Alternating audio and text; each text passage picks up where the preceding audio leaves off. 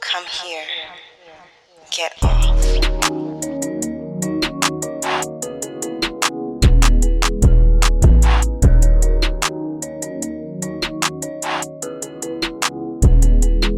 Today we're talking to Haddi Ceesay, pronouns she and her. Haddi is a doctoral student at City, University of London, whose research is centered on young people's sexual and reproductive health education in low and middle income countries. She also works as a sex educator and public health consultant. Haddi has experience working with survivors of sexual and gender-based violence in both the U.S. and abroad, including female genital mutilation and early child marriage survivors.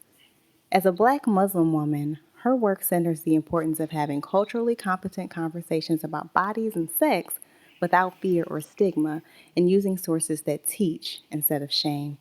Thanks so much for joining us today, Haddi. Thank y'all for having me.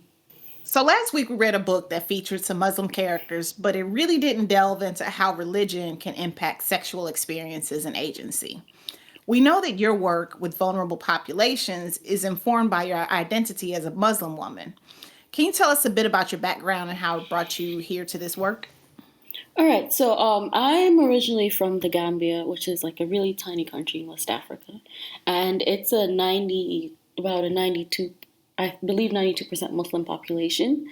So I grew up in like a community where it was like talking about anything sex or sex related was like really hush hush.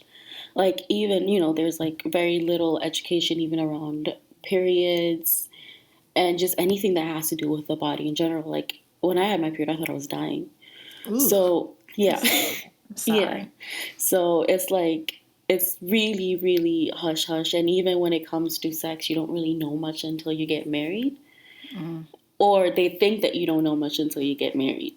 Like nobody wants to talk about anything, and so just I was always really curious, especially like just about bodies and just bodies and what bodies do.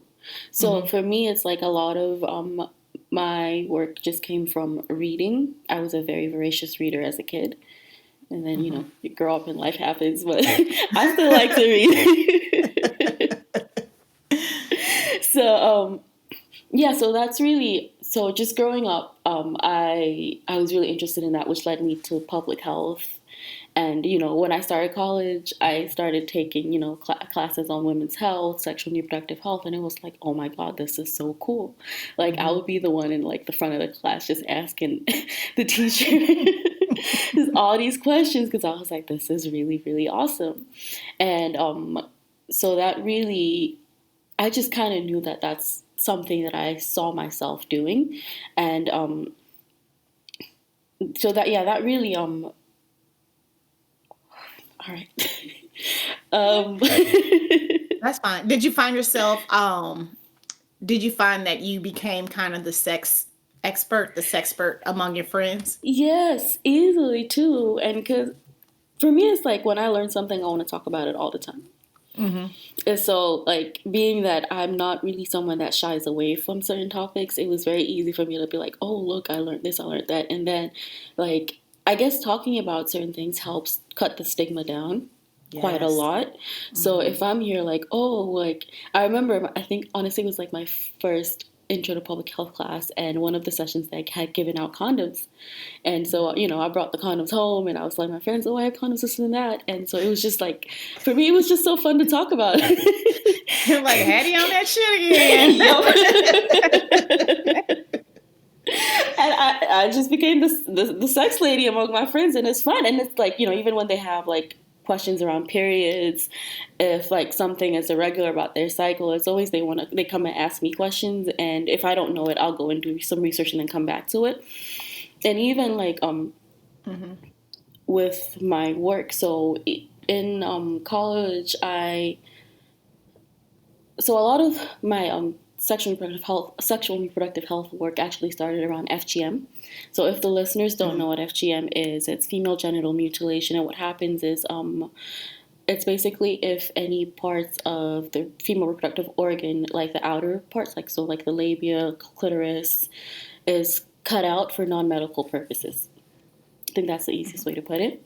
And in Gambia, there's like a 75% chance of undergoing it if you're a woman. So, well, the FGM rate's at 75%, but I come from like the one tribe that doesn't practice FGM. So for me, it was crazy that I was, doing a lot of sexual and reproductive health work, and FGM was something I didn't even know about. Wow. Yeah, so when I was introduced to it, I was like, wow. Like, Mama, can you believe these people? She's like, yes. Actually, I can. it was like, oh my God, like, I'm here advocating for safe sex practices and all of that when people aren't even given, like, people don't even own their bodies to begin with. Mm-hmm. Like, they're already having a lot of their agency taken away at such young ages. Yeah. It showed you your privilege in that moment, right? Huge time. I was like, wow, I don't know nothing.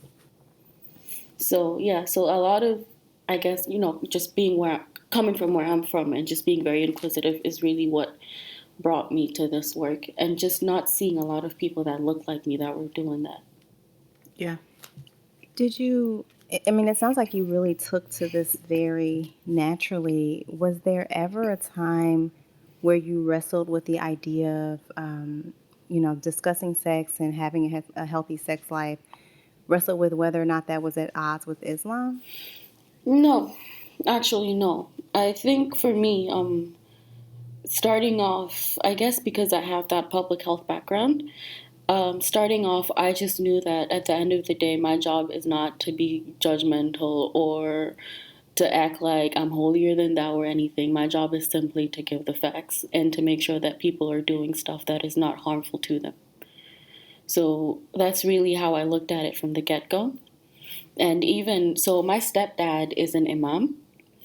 And I remember, I had like a small discussion with him around that. I'm like, and for me, it's like, I'm always going to tell people, like, it's about using condoms and practicing safe sex. And it's like, it's not that doesn't necessarily translate to me doing anything. It's just making sure that other people are safe and healthy whenever they're doing something. And he's like, yeah, I get it. Like, it's part of your job. So you can't really be telling people, don't have sex, don't do this, don't do that, when you know that that's something that's going to happen regardless.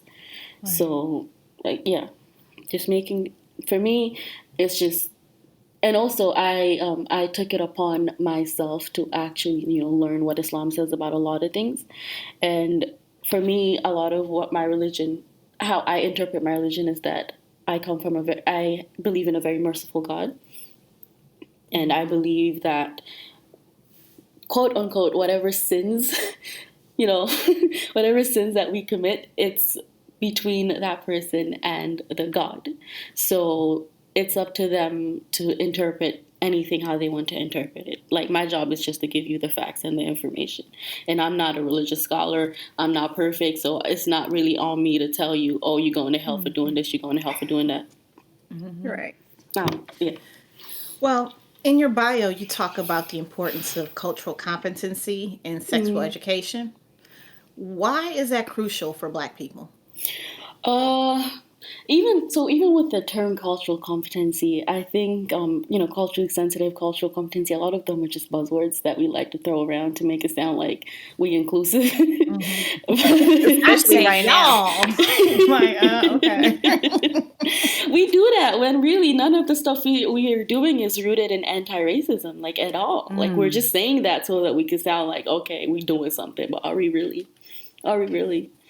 So come through with the word. So it's definitely crucial because I think, first of all, even starting with the fact that there are a lot of power dynamics at play that continue to marginalize Black women and contribute to our ill health. So so understanding that even though, like, there can be a lot of information out, you need to do this, you need to do that, but having that information doesn't really grant you access to a lot of resources. So you can know something, but that doesn't mean that you can do anything about it. Like, it's just as simple as, okay, yeah, don't get raped. All right, but are you telling the rapist that? Like, what can I do? And it's a lot of stuff around, like, just making sure that, also even just basic stuff like knowing that you're understood. You know, because if you see somebody that looks like I feel like you'll be less inclined to shy away from what you're really going through and how you're really feeling about certain things. And you're most likely to open up and just know that, someone understands what your background is. Because at the end of the day, like, yeah, I can have all the education in the world.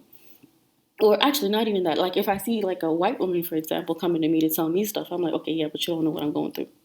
Like, you're, like, there's class dynamics, there's the race dynamics, there's a lot of privilege and, other things at play that don't really give me the openness that I would like to talk about certain things. So I just like making sure that, still as a young Black woman, because I'm only 25, but I just like making sure that, people like me see that there's someone that you can talk to and look up to and, someone that understands. Because I'm still at that age where I'm still doing dumb stuff. Girl, I'm almost 40 and I'm still doing dumb shit. That's the fun shit sometimes, so it's okay. You gotta have balance. Honestly. And even with that, it's like just knowing that you have someone that's advocating for you. Because you can tell somebody, again, you can tell them, okay, go to the doctor. But first of all, do you live in a community that you can easily, access a doctor and easily access birth control and other contraceptives? And even if you go there, do you have health workers that are taking you seriously? Do you know what questions to ask your health workers?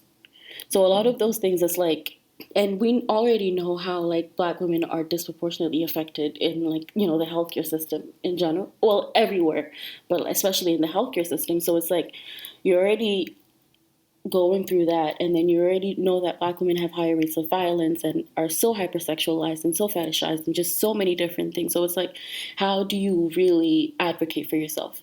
How do you talk to who do you even talk to? Is there someone that you can talk to?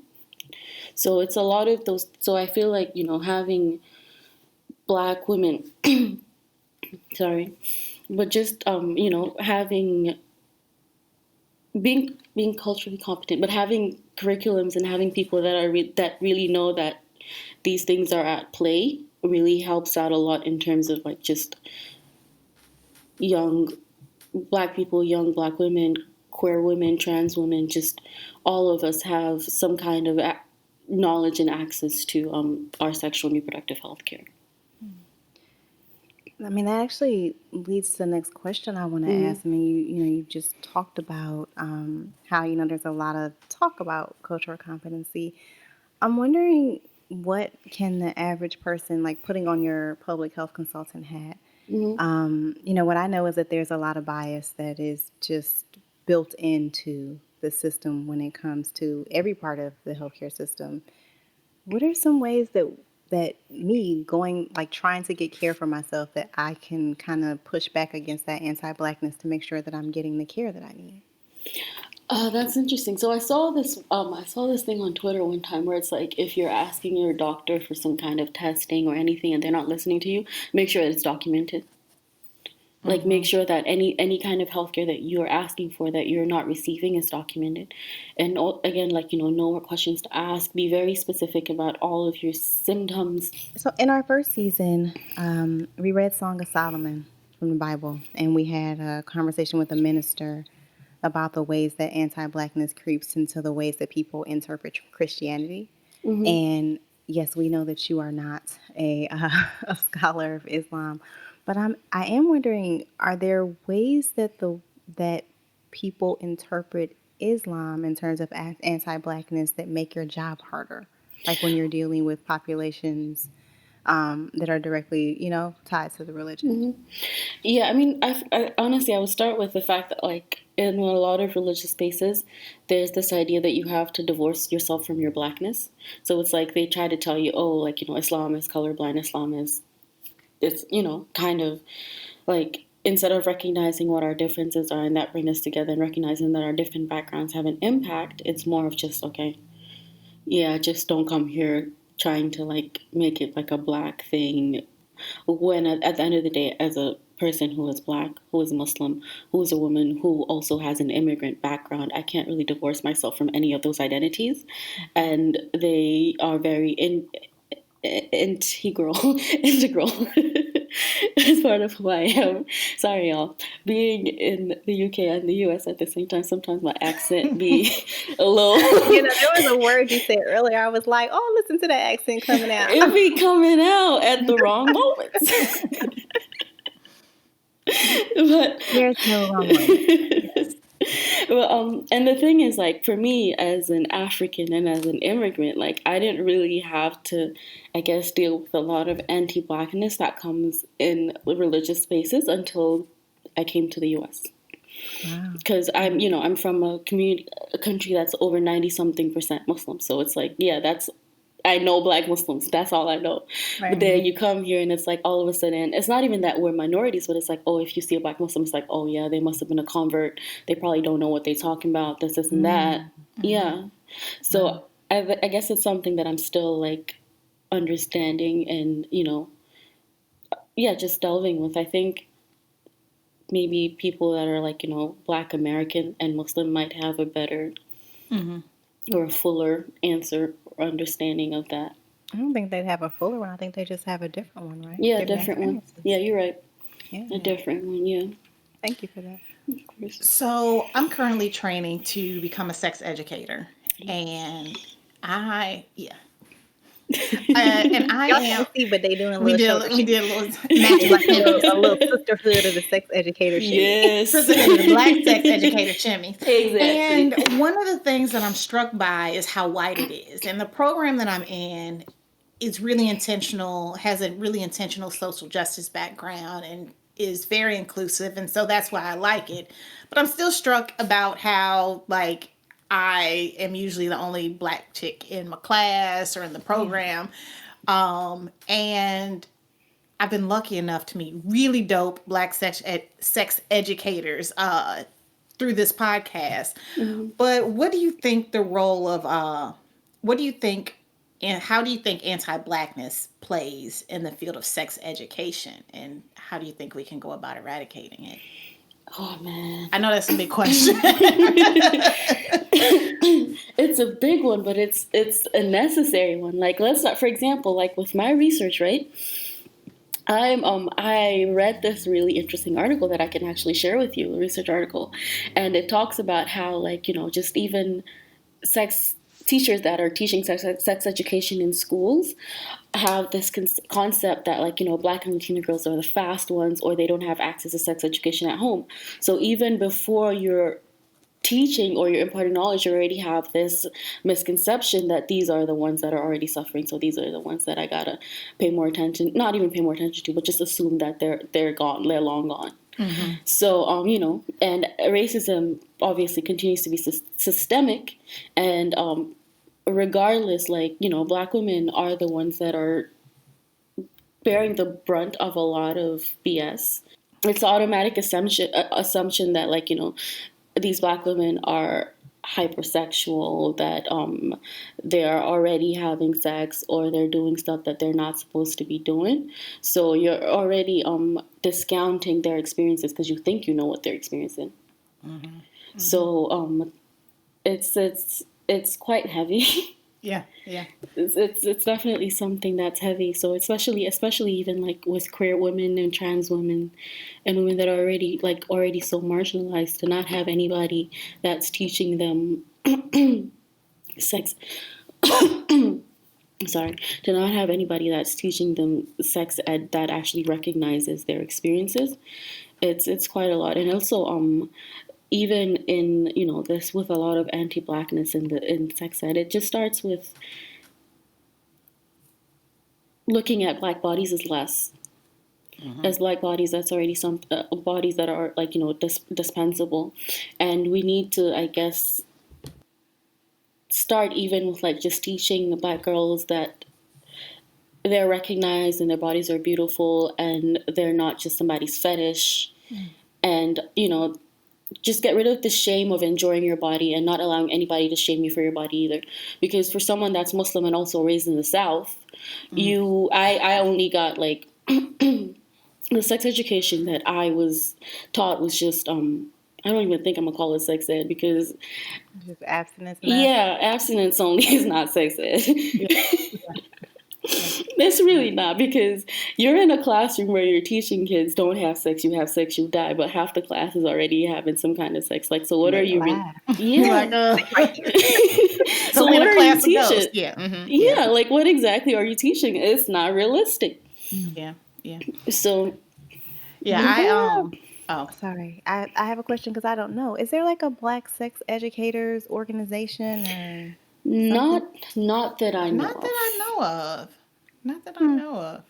Sounds like a thing to Opportunity. start. Like a great There's this opportunity. really great there's this really great organization I learned about very recently, and their mission is to overhaul, change the way sex education is taught in schools, and they're doing some really cool work.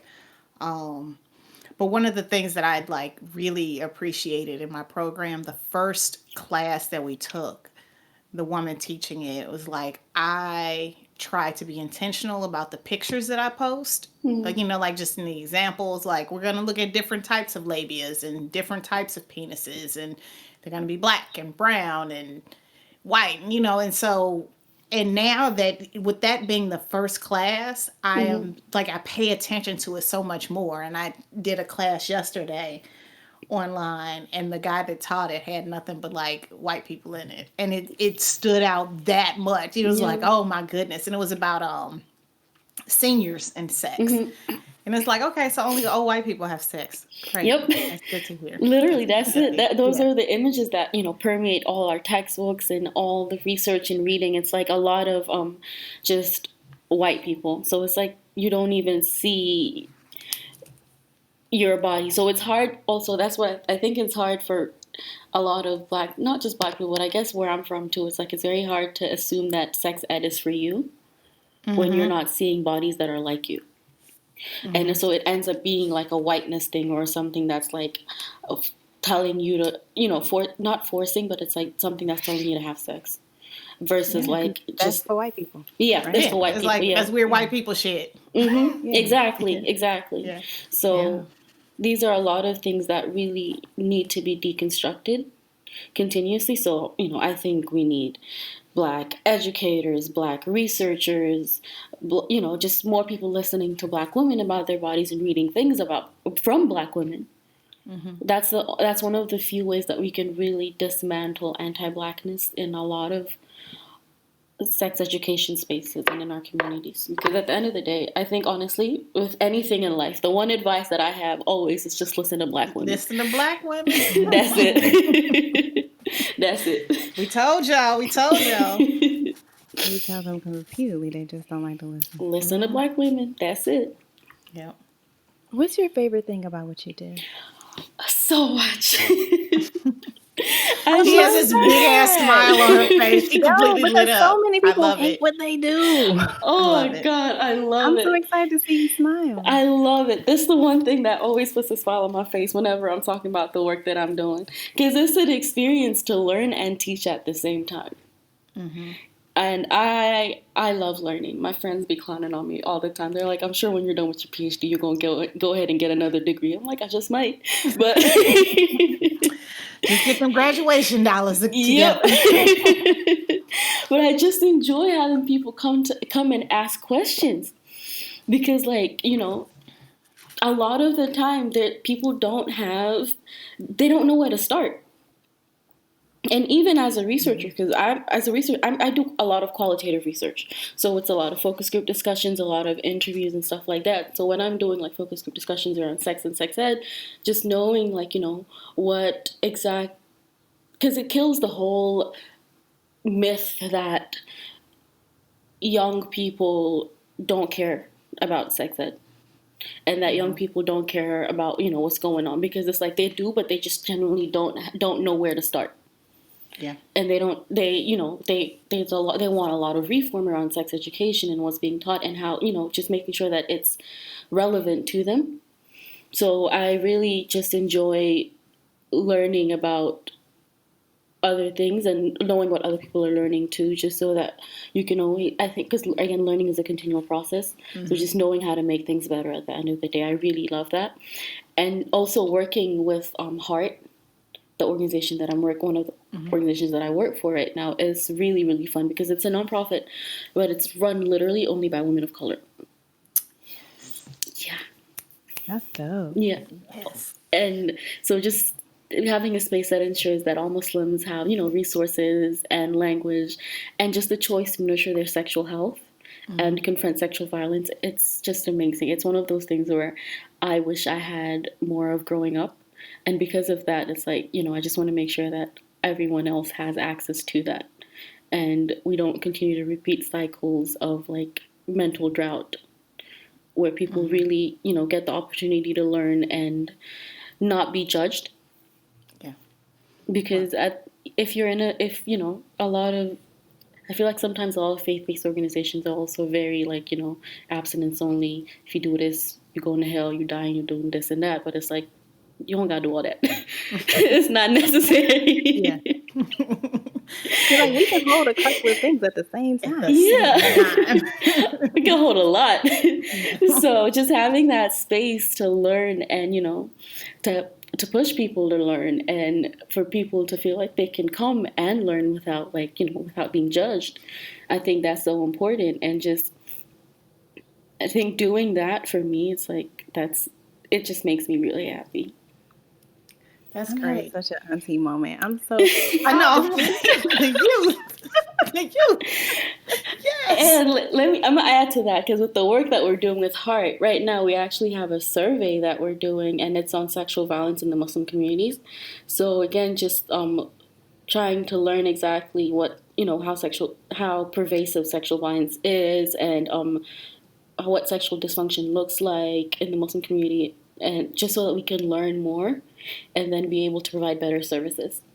Where can people find that survey? It's on the Heart pages, but I can also share the link to the survey with you.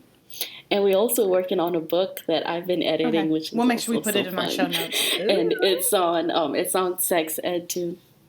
Yes. So the book also is on sex ed, and it's called Sex Talk.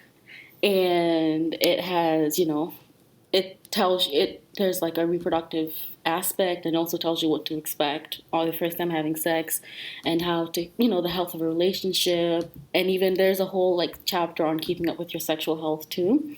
So it's like just the stuff we're talking about, like what to ask if you're, seeing a doctor, how to really advocate for yourself and other stuff like that. So that's really interesting. And it's actually been one of the things I've been most excited about in a really long time. Working on it has been so fun. So dope. Yeah. That's really great. I like the idea of a book because, as a soon-to-be sex educator, well, I'd say I'm a sex educator As a sex educator. Well, as a sex educator, Yes. I think it's great. Like, part of the reason that I want to do it is because I want to educate young people. And I was, like you, one of those young people looking at all the books like, ooh, this is what a penis look like. These are the glands, But not everyone lives in an environment where they can have these people. And a book that they can, get from the library or sneak from their older cousin or whatever sounds really great. That can at least give you a basic foundation so you're not out there, That's just literally what I running did. wild. I used to take those books out of the library without my daddy looking, and I would read them. Yo, okay, Erica, you probably had this, but I wonder if you very young person had this. Remember when they would watch the videos and then like the companies that made the like sanitary napkins would come in and show you the oh books, my gosh. and you could like, so I had all the books, and then I ordered the little kits from the back of the books. Oh, see, I ordered like twice. So then I had a whole bunch of pads for my first cycle. So I had like a month before I had to tell anybody and get help. Oh, wow. But that was like how I learned. We had sex ed at school, but it was what it was. I didn't get it at home. And those books were like really super duper instrumental for me learning anything about my body. Yeah, we didn't have that. No, Back but in the old days, that's what we had. But also, though, I think maybe they did because, for me, like I grew up in Gambia until I was like 13. Okay. So that's when I moved here. So I didn't have that. I think we got the books in my school in Cleveland in 4th grade, and then we had sex ed in 5th grade. Yeah. So what's that, like 10? 10, 11. 11. Yeah. Yeah, we ain't had all that, sadly. And it's But now funny. you're creating a resource that folks can use. Yes. That really makes me excited. That's really dope. It's necessary. It's just, I mean, I know quite a few Black sex educators, but at the end of it's not enough. Yeah. Yeah. Like, I think as Black people, there's nothing we have that's enough anywhere. So the more of us in different fields, the more of us doing different things, the better, because we need to be out there, and we need to, just do what we want to do, be who we want to be, without any fear, without feeling like, you gotta do what you gotta do and feel good about it. Yeah. So what do you wish more Black people knew about sex and sexuality? Like, if you had the top line, just More Black people. I think, honestly, what's most important is just feel comfortable with your body. I think at the end of the day, there should be no shame in being who you are and who you want to be. I think we need to, just stay away from imposing certain values and restrictions upon ourselves, especially as Black women, because, there's constantly, you need to look like this, you need to be like this, you need to have sex, but not too much, you need to, and then there's also the idea of the Madonna virgin complex, and you still have to be sensual enough, but how dare you be around, having sex and doing all of these things, but just do you. Be happy, be safe. And that's really, I think that's what's important. And even especially, I guess, too, for Black Muslim women and Black Muslim people, I think we often forget that, Islam is actually quite a sex-positive religion. In terms of, the Prophet encouraged questions around, sex, orgasm, around birth control. Fun fact, you're actually, if a woman wants to get a divorce from her husband, well, obviously everybody can get a divorce, but if there's been cases in history where it's she can get a divorce if she's not being sexually fulfilled. Yes. That's a valid reason to get a divorce. In the eyes of Islam. Yeah.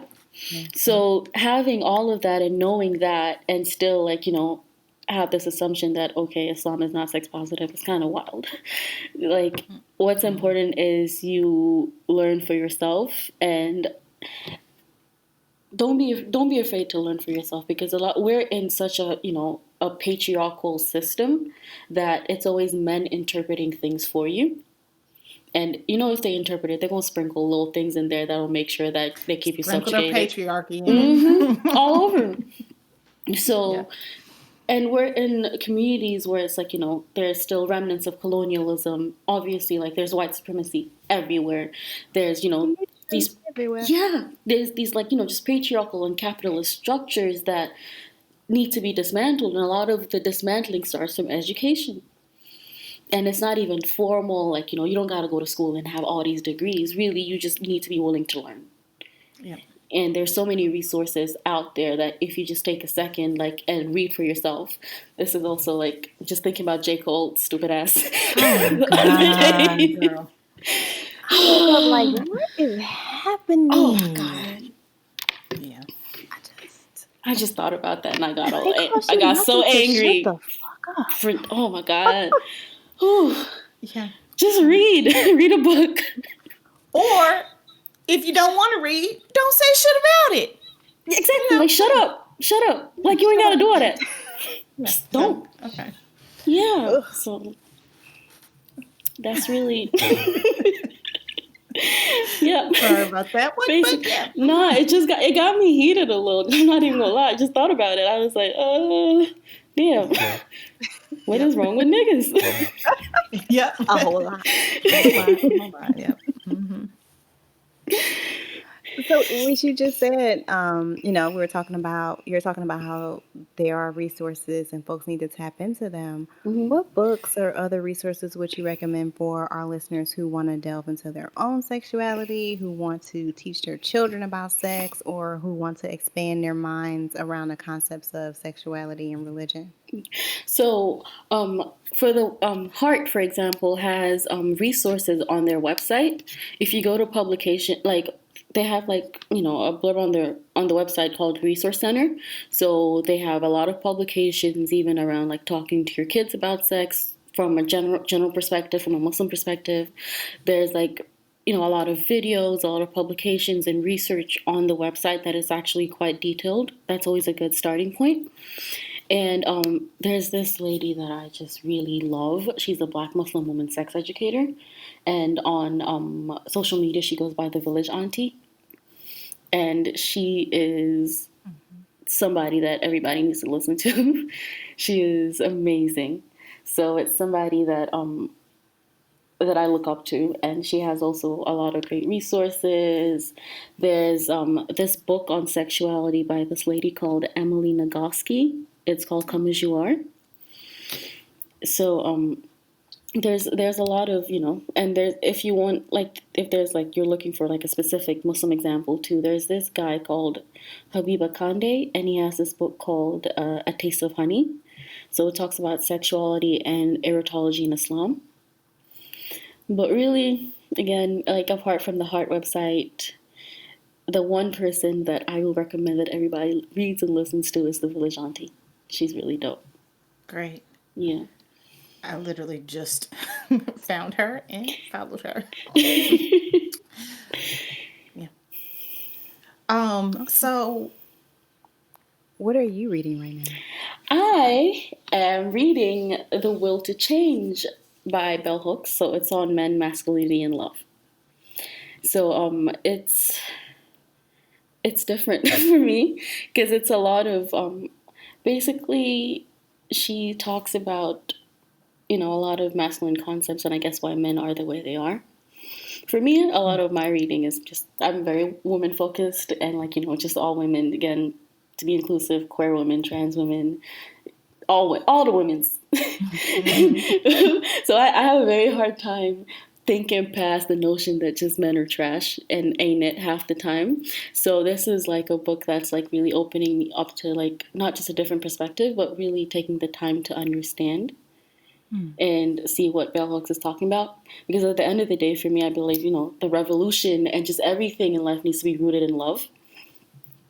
And a lot of what she talks about is very, very, very ingrained and deeply rooted in love. Because at the end of the day, even if I decide that I don't want to date or I don't want to be with nobody, I still have men in my life. Yeah. They're friends, brothers, fathers, uncles. So it's like, it's really good to still try to understand and love men.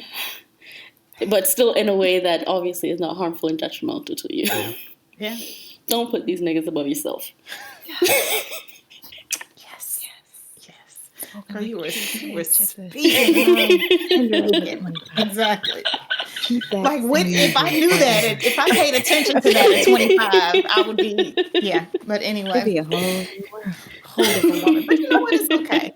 It's okay. I learned. We get the lessons that we need to get when we get them. Okay, so speaking of reading, question for you. Would you rather only read one book for the rest of your life or be unable to repeat any book you read no matter how much you love it? Ooh. That's a good one. I don't know. That's a really good one. Huh. I'm going to go with the one book because sometimes it's quality over quantity. Wow. Okay. So, do you have a book in mind? Okay, so See, I'm all it's about going to take 10 Bell years Hooks. to figure out which book. No, it's not actually. Oh, okay. I am all about Bell Hooks completely. Yes. And my favorite book, and it's the one book that I tell everybody to read at all times, it's all about love. Again, my whole philosophy is that the revolution is rooted in love. So just, it's such an amazing book, and it's like, it'd be slapping you in the face though half the time, because she really be coming for you. Like, oh, my neck. Let me take a break from this. Did not plan on getting my ass getting cussed out. No. As I read a book. But and she be doing it so nicely. It's like, dang. Yeah. But for me, that's really the one book that I always go back to. Wow. Yeah. I would just read a different book. But yeah, I'm a nerd. It can never be too many books. They really can't though. Yeah, Yeah. I'd be like, oh, I love this book. I can look at the cover Yeah. and remember and read another book. What about you, E? I think I'd have to do a different book every time. Really? Because I love variety, Mm-hmm. and even though I have favorite books, but I don't even have them because like I'll buy like I've bought the bluest eye Mm-hmm. How many times? easily like 10 to 15 times because I love it so much, and then someone comes over and I'm like, oh my god, this is my favorite book, you have to read it. Bam. Then I buy another one. So You also got a lot of my books down there. you know what? Ain't nobody asked you about that. I think you just talking It's to just you. shit that I be looking I for, really and feel I like can't you find are it. just 'Cause you okay. was the last person to Anyway, read it. so yeah, Hattie. So next question. Uh-huh. Yeah. Since you It's don't, true though. can Well, we that's can we get back actually- to what we talking about? Sure. That's our last question. Is it? I was having such a good time, y'all. So are we. I'm so glad that you were able to join us today. No, thank you for having me. I actually, when y'all sent the email, I was like, ooh, new podcast. So, because I hadn't, heard of y'all before. And then I just went down a rabbit hole of listening to so many episodes. And the more I listened, the more excited I got. I was like, oh my God, I can't believe that they thought I was like cool enough to be on here. Oh my gosh, that makes me feel great. And of course you are.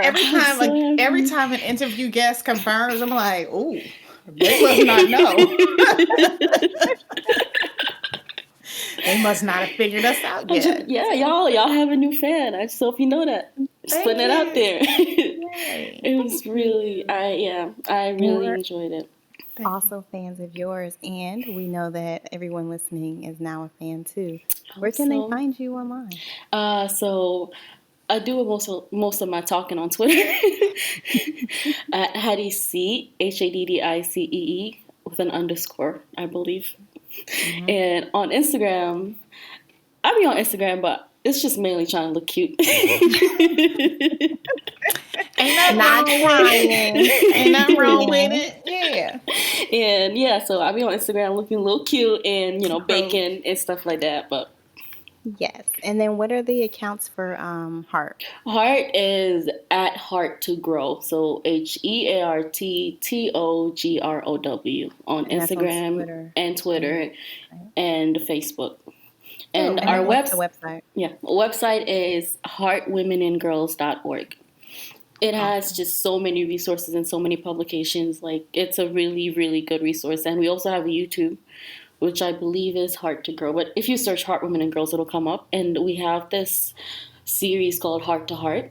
And so, like, it just delves into different aspects. So it talks about, STI. It's basically like a sex ed tool. So there's stuff about periods, STIs, FGM, maternal health, like maternal nutrition. And just so many different things. And we also, on the website, you have an opportunity to ask health educators questions. So there's like 3 of us right now. And you can just look at the person who you think will have more knowledge about what you're looking for and send us a question, and we will answer it to the best of our ability. That's really great. Yeah. It's like having a little sex educator in your pocket. Yes, and everything is anonymous, so you don't got to worry about nobody. A big sister that know it all. I love it. And if she don't know it, she'll go research it and come back to you. Even better. Yes. Because sometimes these sisters make things up. Yep. Everything is, from a place of knowledge. And again, no shame, no nothing. Whatever you want to ask, we're here for you. Great. That's beautiful. Yeah. Yay. Well, thank you for coming on, and thank you all for listening. That's it for this week's episode of The Turn On. We will see you next week. This episode was produced by us, Kenrya and Erica, and edited by Ballistic. The theme music is from Brazy. Now you can support The Turn On and get on. Subscribe to the show on your favorite podcast app, then drop us a 5-star review, and you'll be entered to win one of the things that's turning us on.